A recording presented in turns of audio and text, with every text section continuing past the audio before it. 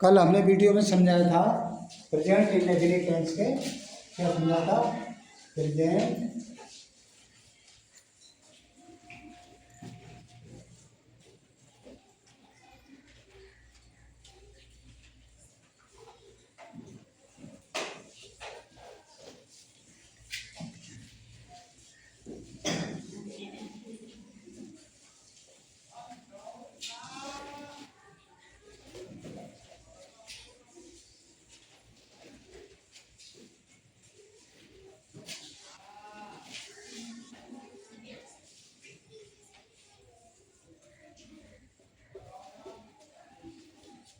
इसके हमने साधारण भाग बताए। क्या बताए थे? साधारण।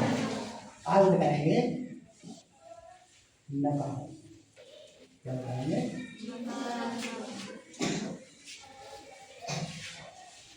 आज बता रहे हैं आपको नकारात्मक भाग।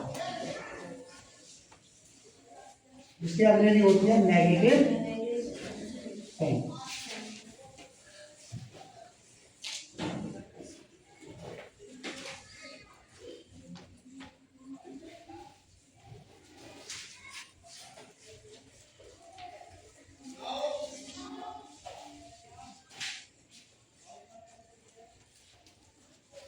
इसका रूल क्या है? देखिए रूल,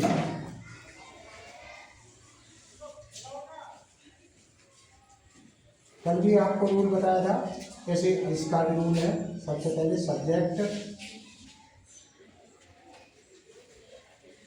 सब्जेक्ट के बाद डू या डज।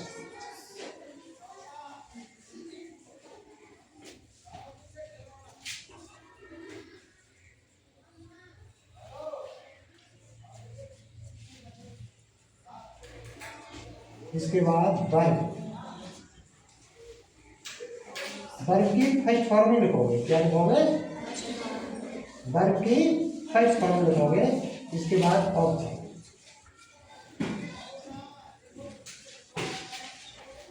यदि सब्जेक्ट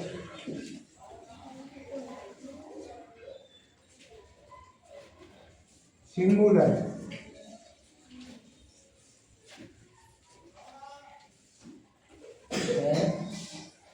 तो डज लेना चाहिए।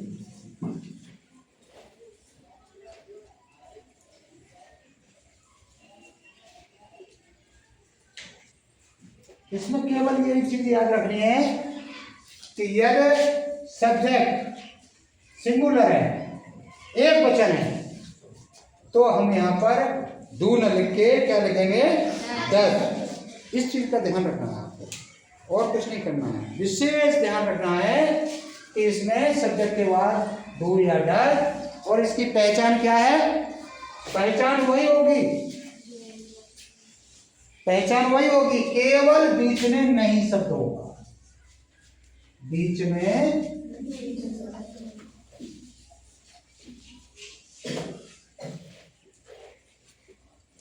नहीं शब्द।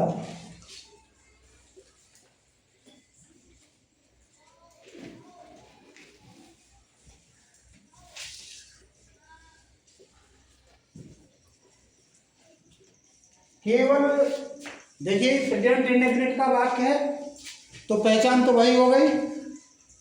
कौन सी? ता है, ती है, ते हैं, ता हूं, तो हो, ये सब चीज वही रहेगी पुरानी वाली। लेकिन एक ही आइटम बढ़ेगा, वो नहीं शब्द बढ़ेगा। क्या बढ़ेगा? नहीं शब्द बढ़ेगा। ये वाक्य के बीच में है। जैसे कोई सा वाक्य है, जैसे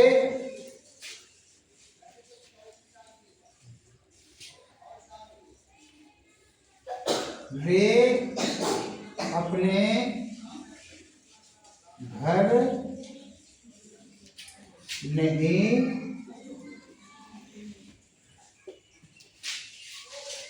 जाते हैं। कुछ नहीं, चलिए बनाइए। सबसे पहले इसमें देखेंगे सब्जेक्ट कौन सा है। तो सब्जेक्ट तो पता तभी लगेगा जब हम इसमें वर्ब का पता लगा लें। तो वर्ब इसमें कौन सी है? ये क्या है? ये क्या है? वर्ब। अब कौन जाते हैं? वे अपने घर नहीं जाते हैं। वे कौन जाते हैं? वे। तो ये हो गया आपका सब्जेक्ट। क्या हो गया? सब्जेक्ट। अब ये नहीं शब्द दिया हुआ है तो ये शब्द हो गया आपका नकारात्मक।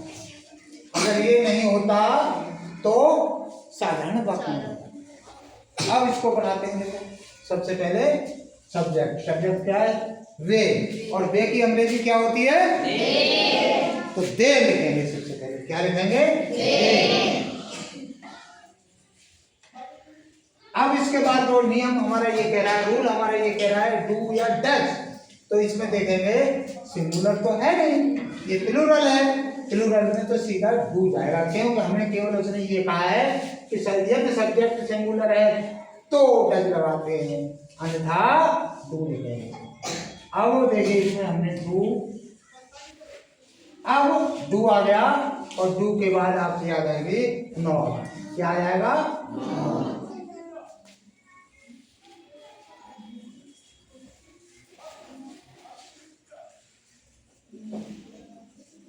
डू के बाद क्या आ जाएगा? नॉट। इसके बाद क्या? वर्ब की फर्स्ट फॉर्म। तो देखिए वर्ब क्या है? गो। तो उसमें सिंगुलर तो है नहीं और प्लूरल है, प्लूरल में डू आ गया। इसके बाद वर्ब की फर्स्ट फॉर्म तो गो, तो गो की गो ही लिखी जाएगी। अब अपने घर, तो देखो दे के साथ अपने के अंग्रेजी देयर। तो देखिए ये देयर पहले आएगी और घर बाद में आएगी। तो टू देयर हाउस।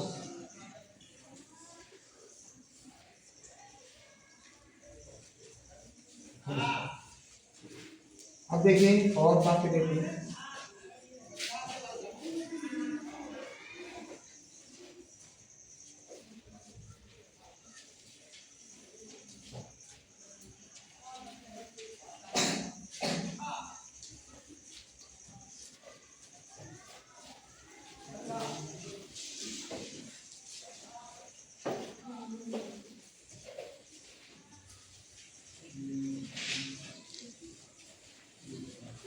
देखिए ये बात में थोड़ी सी दिक्कत आती है, बच्चे यहाँ पर कंफ्यूज हो जाते हैं।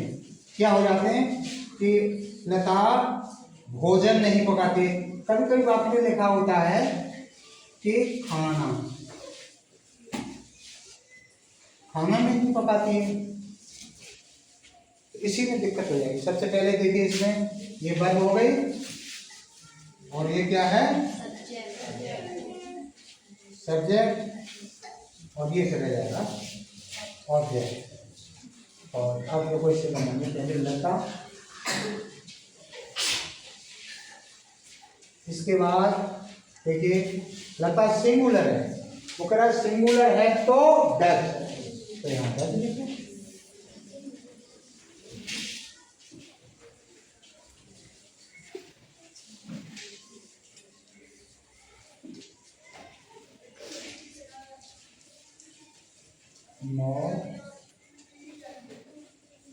अब पकाना भी होगी।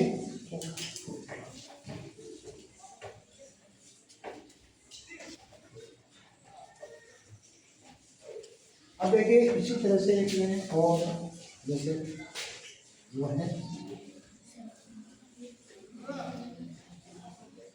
खाना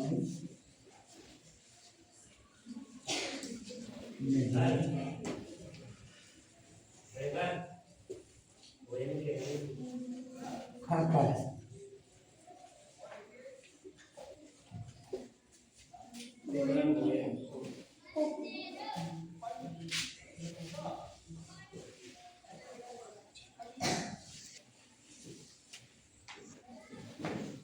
क्या करें?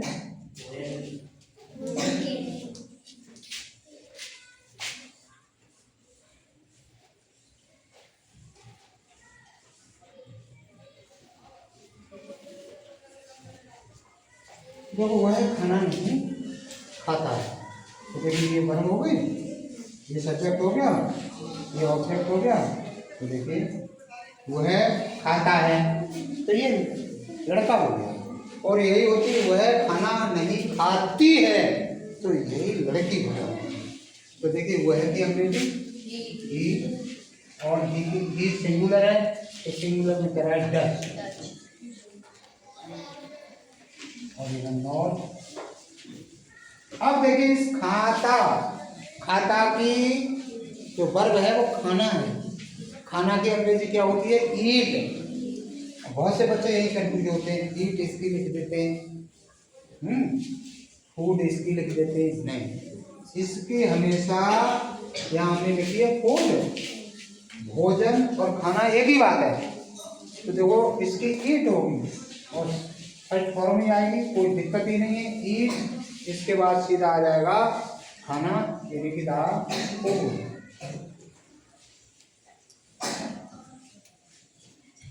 इसका नियम भी बताएंगे, दा कहाँ लगेगा, ये कहाँ लगेगा, टू का हमने बताया अभी। लेकिन आप दार लगाते हैं न लगाएं तो कोई अभी बात नहीं है शुरुआत में, अभी मान लेंगे 4-6 दिन। ये समझ में आया? इसको विशेष ध्यान दें और याद करेंगे तो ज़्यादा बढ़िया है, और नहीं याद करेंगे तो आपके लिए ही परेशानी है। इसे उतारने आराम से।